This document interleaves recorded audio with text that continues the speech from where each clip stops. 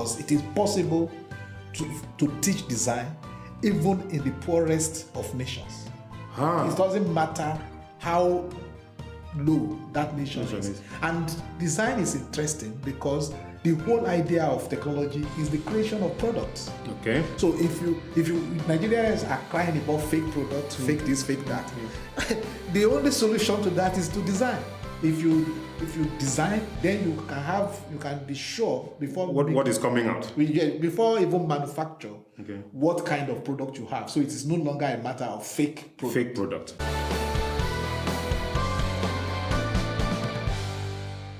And welcome to the Yang Feng Show. I'm looking really relaxed because I've just had coffee with some nootropics added. You'll be wondering, why did I have to juice up my coffee with nootropics? It's because I'm going to talk with Professor Fakinlede, and I said I need to level the playing ground. So let me take some brain-enhancing compounds, and let's see how it's going to go. So I'm in Omoran at Landmark University. We are chilling in the sitting room of Professor Fakinlede. Good morning, Prof. Good morning. And today we want to talk about education in Nigeria. So we are not in the Ministry of Education, but all we are going to talk about will be centered around education.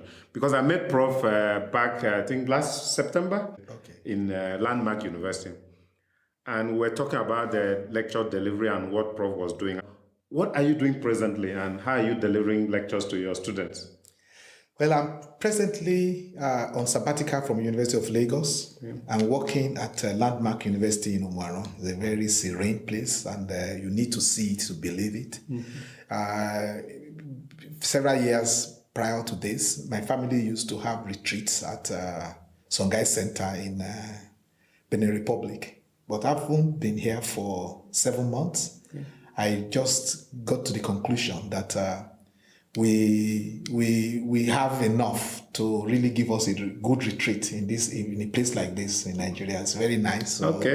So I've been very happy being here. Okay. So tell me a little bit about the software and your approach to teaching, because what really triggered my curiosity was the demo that you were showing me about. Is it Fusion 360? Yes. So can you tell us a little bit about Fusion 360 and your current work? Well, I presently teach 2 courses. One course this time is called Mathematical Theory of Elasticity. Okay. In mathematical theory of elasticity, you are trying to reduce to computation the stresses and the state of strain, and that is in a body that is functioning in service. Could be a beam, could be any engineering structure, any engineering component. Okay. That involves a lot of mathematics, and students do not usually like that course. Okay. The other course is the computer-aided design and the computer-aided engineering design and analysis. Okay. Now, computer-aided engineering design and analysis requires elasticity. Okay. So what usually happens is that the people who teach computer-aided engineering design and analysis, yes, probably because they know the students cannot cope with the mathematical background, they end up just scratching that surface. Okay. Fusion 360, if we understand it correctly, is a game changer in this matter. Okay. And I can tell you precisely why it really does that kind of thing. So with Fusion 360, you can teach design properly. And I think, in my opinion, this is the first time I've seen an environment that is easily accessible, that's not proprietary in the company of a very highly sophisticated company like an aircraft maker or a car maker. So this is what you're saying, is that the software has brought all those proprietary things that people like Boeing, Ford Motor Company had to themselves all the years, and brought it down to the level that it can be implemented in Landmark University. It can be implemented in Landmark University. In fact, it can be implemented in any university. By the time people really realize what's going on, they will, any number of years they waste in really getting into this level, they will know that they've really cheated themselves, because it is possible to teach design even in the poorest of nations. It doesn't matter how low that nation is. And design is interesting because the whole idea of technology is the creation of products. Okay. So if Nigerians are crying about fake products, fake this, fake that, the only solution to that is to design. If you design, then you can be sure before What is coming out? before even manufacture Okay. what kind of product you have. So it is no longer a matter of fake product. Fake product. Okay, I like it, and I picked two things that you were saying. So you are taking two courses. One is mathematical Theory of elasticity. theory of elasticity, and then you are doing computer aided engineering design and analysis. And you mentioned that to actually do the computer aided analysis and engineering design, you needed to understand elasticity. So can you tell us a little bit more how you now combining these two things? So how do you make sure that in the design what they're doing, and how is Fusion 360? Which is from Autodesk, by the way. Big shout out to Autodesk for bringing this software down to the level of mere mortal. So how does Fusion 360 help you to mesh these two things? Well, that's a loaded question. I would say the first thing I do when I meet a group of students is to understand their background. Okay. Understand what they are capable of absorbing. Okay. Because I haven't taught for more than 30 years in the university. I've learned one bitter lesson that if you insist on following the syllabus to the letter, Okay. you'll be talking to yourself. Ah. You'll be talking to yourself because if at the end of the period, Yes. nobody really gets it doesn't matter what the reason is. Okay. If they don't understand you, you've just wasted their time And your time. Okay. So I want to optimize my delivery to the students by saying, okay, where is the level of the students? Yeah. What can they learn? Okay. So they are supposed to learn elasticity. Yes. They do not know enough tensor analysis to really learn elasticity. Okay. If I teach them tensor analysis, the entire term will be consumed. Okay. So Fusion 360 comes in handy. Fusion 360 enables me to decide where I'm going to place them. And the entire period, they will be learning something. It doesn't matter how poor a group of students I have. With Fusion 360, I will be able to teach them something. Okay, so I'm looking at it now. It's clearer in my mind. Maybe the coffee has helped. Fusion 360 is an enabler. It's an enabler. Allow you deliver something to your students, so they gain something, and you are able to produce something. You are able to produce something. No matter the starting point of a particular set of students. It no longer matters where their starting point is. In fact, I can teach. I even went to a secondary school nearby. Okay. I can use Fusion 360 to teach some aspects of engineering design to senior secondary school students. Okay. And I even have a plan that there are some aspects of design that I want to teach to local carpenters. And industrial artists. A friend of mine and I, we are working to teach it in Yoruba language. Okay. Because we are not going to make any assumptions of literacy. Okay. But if we are going to assume that this person somehow was able to make furniture that he could sell. Yes. So we are going to say, this is how much he knows. Okay. How can we help him to improve his delivery? Okay. And therefore increase customer satisfaction, productivity, and also take himself out of poverty. Okay. Because people who are doing carpentry in Nigeria are doing so because they failed geometry to start with. Okay. So when your drawer is not coming out of the when you pull and you have to shake but it. don't forget that the person who made that furniture did not pass geometry. Basic geometry. That's why he went to do carpentry to start with. All the people that passed geometry, they went to finish their senior secondary, and they either went to polytechnics or universities, and then they put hands in the pocket and they are waiting to buy the good. They are looking for good. No, they are looking for money to import furniture because they do not connect the reason why they cannot get the furniture that they need with the educational system that has actually selected people who don't know geometry as carpenters.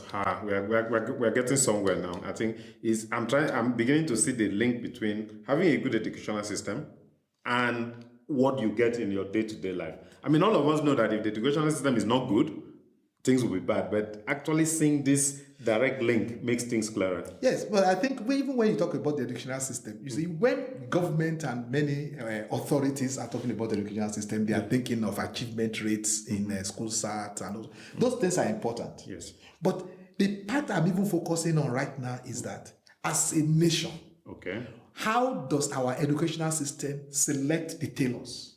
Okay. How does our educational system select the fashion designers? Is it capable of selecting the people who can best deliver that service to the community?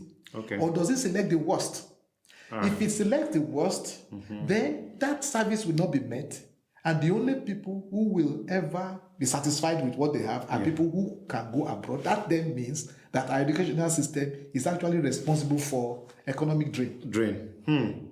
So that is if you look at the educational system in a wider context. Not just what is the achievement. How many people pass Which I acknowledge is an Important important part. Yes. But the delivery of education does not stop there. It has to get to the selection process.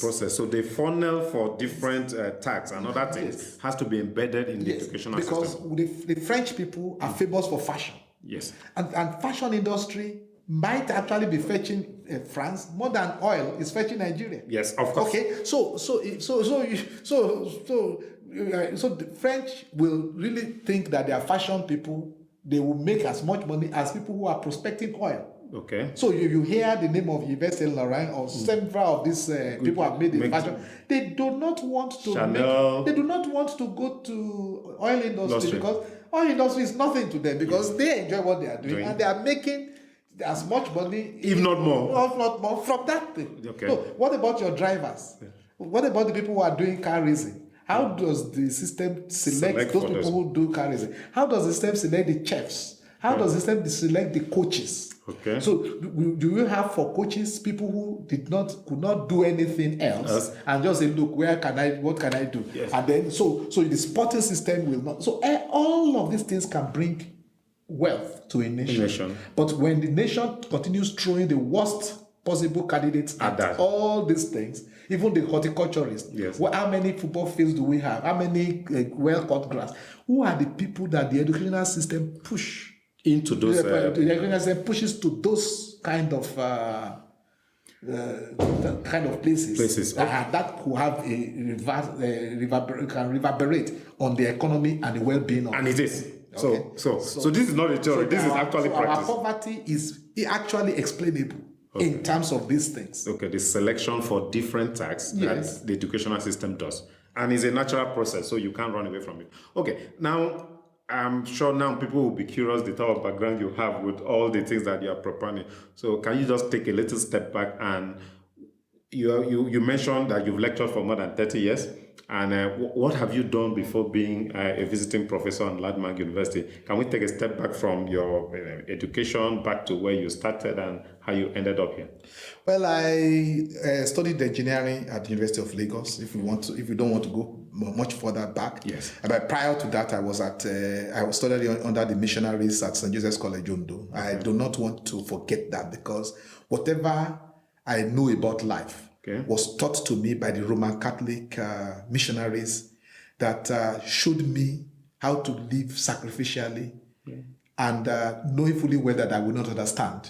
But they just did it anyway and they went back home. Okay. Now, I haven't graduated from the University of Lagos. After I came back again and I went to Canada for a PhD in mechanical engineering. Okay. And I finished in 1985. Okay. So I've been started teaching at University of Ilorin and taught for 13 years in University of Ilorin. Okay. After that, went to Abuja, worked in 2 government parastatals there, National Mathematical Center, Energy Commission.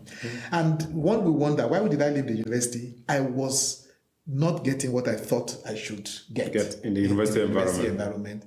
I wasn't happy with my delivery. I wasn't happy with the level, with how much the students were learning. I saw that engineering was becoming rote learning.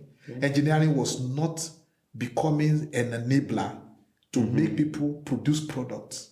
Okay. People in Nigeria became engineers so that they can be addressed as engineer. Okay. Somebody. They needed that in their title. So because that's all they really, that's essentially all they have to show for being an engineer. Yeah. And then some of us pursued academics. So at over 60 years of age now, if somebody asked me, "You are an engineer, what have you done?" I am ashamed to be able to be telling people, "Okay, I used my engineering to get PhD and I'm now a professor."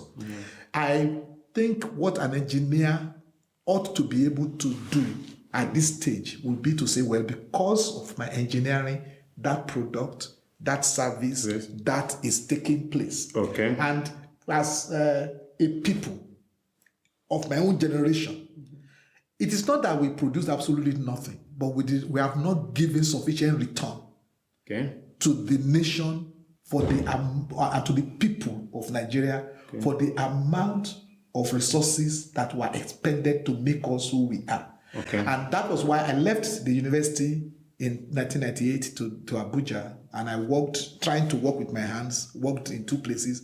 And I found out that the problems there, I don't want to go into all those. The problems there were even much worse than the universities. In fact, the universities are at least producing students. Okay. No matter what you think the students are. Okay. But in the other places, apart from producing duplexes and jeeps for the people there, Okay. if you close most of those places down, apart from the families that are being fed from the monthly incomes there, the nation will not know. Okay. So that's so right now I went back to University of Lagos 2006. Okay. I went back teaching again. To my surprise, I found out that from 2006 to 2017, Nigeria is actually this will surprise people. Nigeria, the educational system is in a better position to deliver than when I first came. Okay. It is a combination of several factors. Technology has changed. Okay. And then the military regimes are gone. Okay. Because in the 80s, 90s, okay. we couldn't even get access to papers. Okay. We couldn't get access to materials. Okay. We were just isolated. You were in North Korea. Yes, we were like in a North Korean situation without the nuclear bomb. So we were, at least North Korea was doing internal research. But they are doing nuclear bomb. We couldn't do anything. Okay. So a lot of things have changed. So but the income levels are comparatively compared to the inflation and some of those things that most people, when they are comparing themselves to people outside the country, they are low. But when compared to people inside the country, that's a different kettle of fish. Okay. So I would say that generally things are there is opportunity to make a difference at this point, in my own opinion. Okay. But it's going to cost devotion, time, and so many other things. It could be that as a professor, as the level at which I'm operating, and then with my own personal needs, which are minimal, I am able to see this, and I'm able to give it the time. It would have been a different matter if I had children in schools and I was looking for money to pay their fees, and then I'm fetching water. Usually, I'm comfortably accommodated both in Umuano as well as in Lagos. So I know that there are social issues that may not make somebody to be able to see the opportunities that exist now. Okay. But if somebody were to be free to a large extent from the immediate social challenges, the opportunities to deliver in Nigeria is tremendous. Okay, so let's just round up on that. So you went back to University of Lagos and then you held various positions there. I think the last position you held was that you were the Dean of the School of Engineering. Yes, I was Dean of Faculty of Engineering. Okay. Then prior to that, I was Dean for 4 years. Before that, I was Head of Systems Engineering for 4 years. Okay. So in my total of 11 years in University of Lagos, I was in office for 8 years. That has the good part and the bad part. Okay. The good part was that I was able to see policy, I was able to work at policy level and try to see how much can be done. Okay. But it also demonstrated to me the limitations of policy level activity. Okay. Because at Lagos University, 10 years ago, the facilities I am using in Umuaron now was made available to us by a grant from Siemens. Okay. But I was too busy in administration to actually lead that charge. Okay. So the University of Lagos students have been disadvantaged for 10 years as a result of my being dean at University of Lagos. In Landmark University, I am nothing here. I am just a lecturer.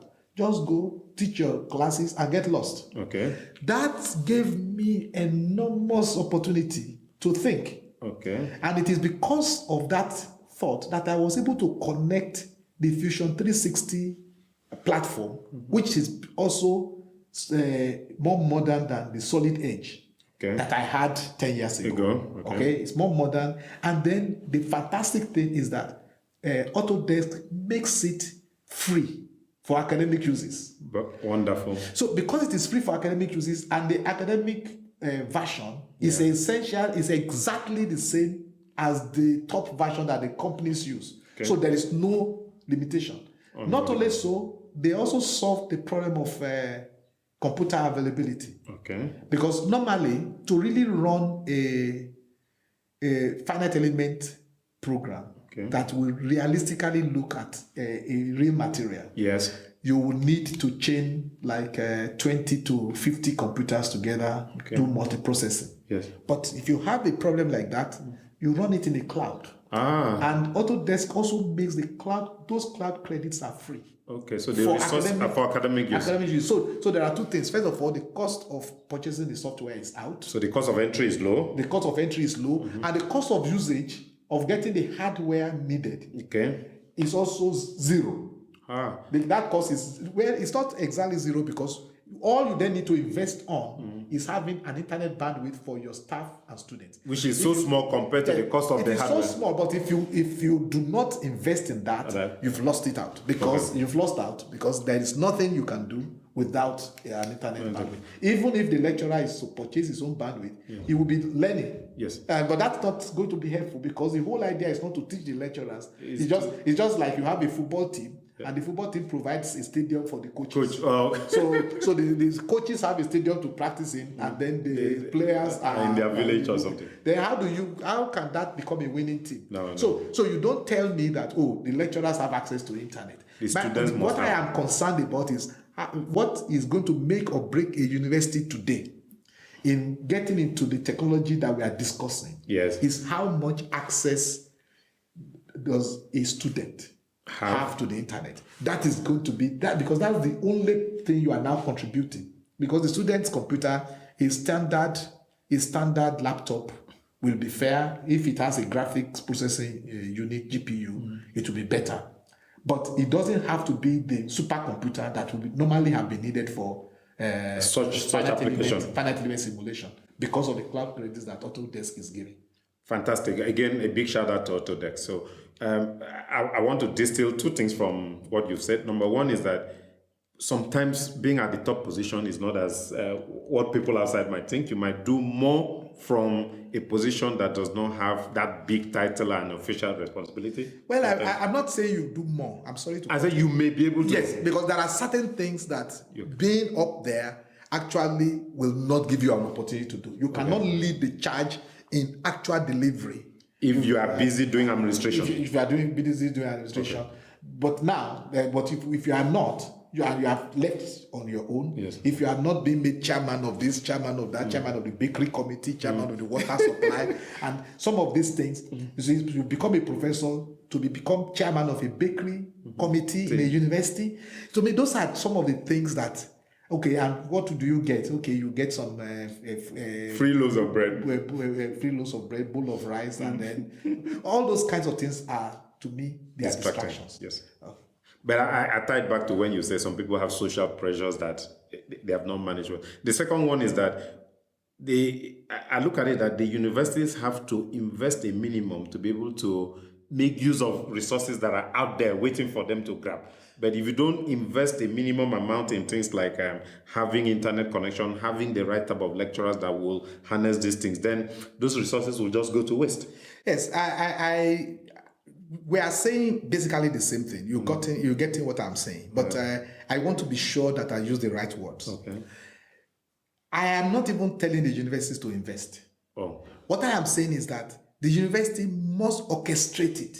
okay. That's different from investing. They must orchestrate it. They must organize it. For instance, I remember when one university, I think it was Carnegie Mellon University in the United States, Okay.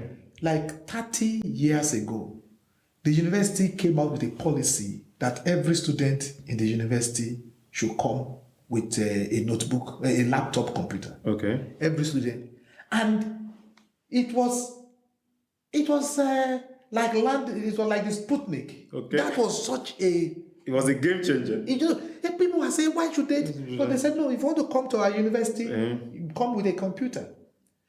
Now, today, that looks so ordinary. That doesn't even... People don't think about it. Even going to secondary school now, you have to have a computer. But that 20 or 30 years ago, that was such a wonderful thing. But there was somebody who was thinking that if we did this, these students will be at an advantage over Every other person, yes. So what a university needs to realize is that, look, it can make rules. It can set standards. Okay. You want to come and study engineering. The government of Nigeria is saying your education should be free. Yes. So you shouldn't pay for the lecturers and all those ones. So they are taking that. Now, what's the responsibility of your parents? You want to be an engineer? Yeah. You want to come to this university to study engineering? This is the minimum you must come up with. Maybe you must come up with a package that is going to give you 100 hours of internet facility in a month. Okay. So if that may be managed in a transparent way, it may be that whoever is supplying that internet bandwidth we must ensure that is the best price. Yes, all those things that it may even be the students themselves that will organize it, but the university, is it that the university can come up with the money, the government can come up with the money, the state government, the government can come up with the money, the people who want to donate can come up with the money. I don't care where the provision comes from, but I am telling you that if this student doesn't have this, you will not teach him engineering. You can make him engineer. So if what you want to do is to make him engineer, fine, you can go ahead. But you're not going to get value. If you want to make him somebody who will tomorrow create products, goods and services. Today, you send somebody to a university without having an amount of internet bandwidth in a week. Yes. You are shutting yourself out of a software that 99% of the cost has already been paid for.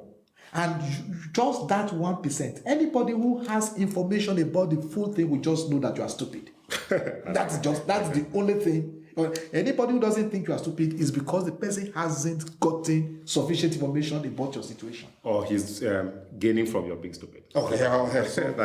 So I'm not telling the universities to make the provision. Okay. Because if you tell the university to make the provision, there is an easy answer. We don't have money. Okay. But if you tell the university, orchestrate the solution. And make it happen. The university cannot come with, we don't have money. Because the only answer the university can come up with is that we are stupid, we can't think.